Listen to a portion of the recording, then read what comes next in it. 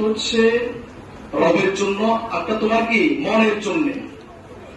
এখন তুমি যদি মনকে প্রাধান্য দিয়ে শুধু খাও, ঘুমাও, ফুর্তি করো, সবকিছু বাদ দিয়ে, তাহলে তোমার জীবনটা কোথায় কি দাঁড়াবে কেউ বলতে পারো কিনা? সো মাথায় রাখবা সব সময় আমাদের জীবনটা হবে কার জন্যে? আল্লাহ বলছেন কি করো, পড়ো। কার জন্য পড়ো? যিনি তোমাকে সৃষ্টি করলেন তুমি তার জন্য পড়বা। তার মানে কি আমার জীবনে সকাল থেকে সন্ধ্যা, সন্ধ্যা থেকে সকাল পর্যন্ত প্রতি নিঃশ্বাস প্রশ্বাস আমাকে দিচ্ছেন যে রব, আমি কি তাকে স্মরণ করে পড়বো। তার মানে কি পড়ার শুরুতে পড়তে তোমার কি বিসমিল্লাহ পড়তে হবে, রব্বি জিদনি ইলমা পড়তে হবে। শিক্ষা তোমার কি দুই প্রকার, একটা তোমার কি দুনিয়া শিক্ষা, আর তোমার কি শিক্ষা পরকালীন শিক্ষা। সবাইকে এদিকে খেয়াল করো, অনেক ভাববি কথা বলো, ঠিক আছে কিনা? এদিকে খেয়াল করো। শিক্ষা কয় প্রকার? দুনিয়া শিক্ষা, পরকালের শিক্ষা।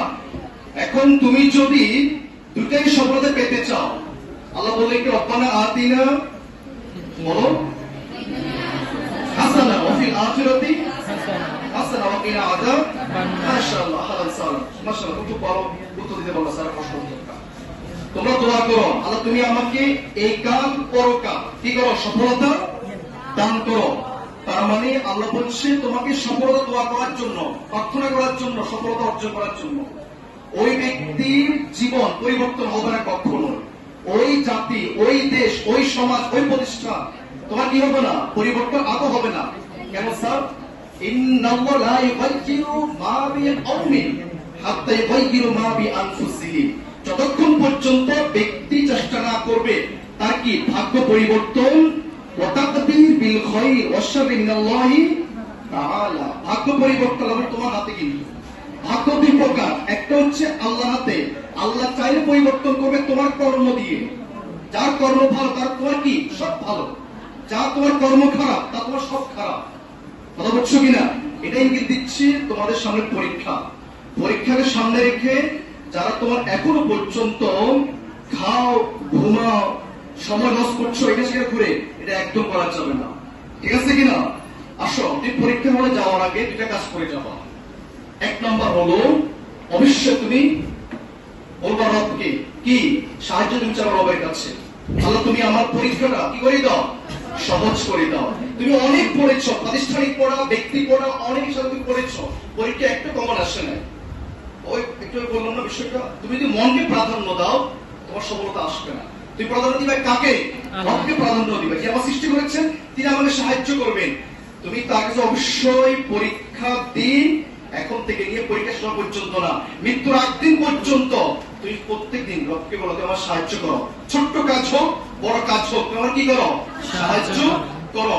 আল্লাহ সাহায্য করে ফেলে, তুমি দেখবা তুমি যেটা পারো না সেটা তোমার আল্লাহ কি করবেন, সহযোগিতা করবেন। দুই নম্বর, তোমার অবশ্যই আব্বু আম্মুর কাছে তোমার কি নিবা, দোয়া নিয়ে যাবা। কি নিয়ে যাবা? পরীক্ষা হলে ঘুম থেকে উঠে মাত্র ধুমধাম করে মুখ ধুয়ে পরীক্ষা হলে আসা, এসব চিন্তা বাদ দিয়ে ফেলো। আল্লাহ সাহায্য কামনা করবা, অবশ্যই নামাজ, এর অর্থ কি নামাজ পড়বা। আপনার মন খুশি রেখে পরীক্ষা হলে আসবা, আমি লিখে দিব।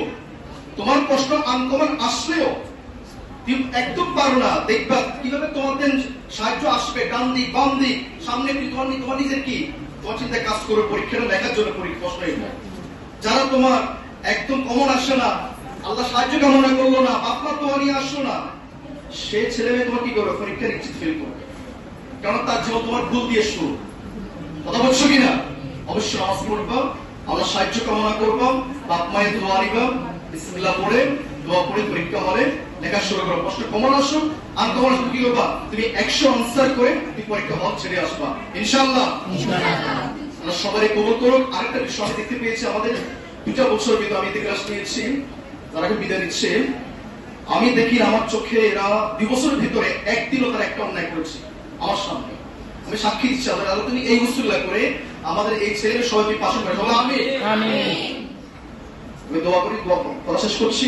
সবাই ভালো থাকবা, সুস্থ থাকবা, কলেজকে স্মরণ করবা, কলেজে আসবা, পরামর্শ নিবা, তুমি কোথায় ভর্তি হবা, তোমার বাকি জীবনে তুমি কোথায় যাবা, পরামর্শ নিয়ে আগাবা। এই কথা বলে শেষ করছি। সবাই ভালো থাকবা। ফি আমানিল্লাহ। আসসালামু আলাইকুম ওয়া রাহমাতুল্লাহি ওয়া বারাকাতুহু। কত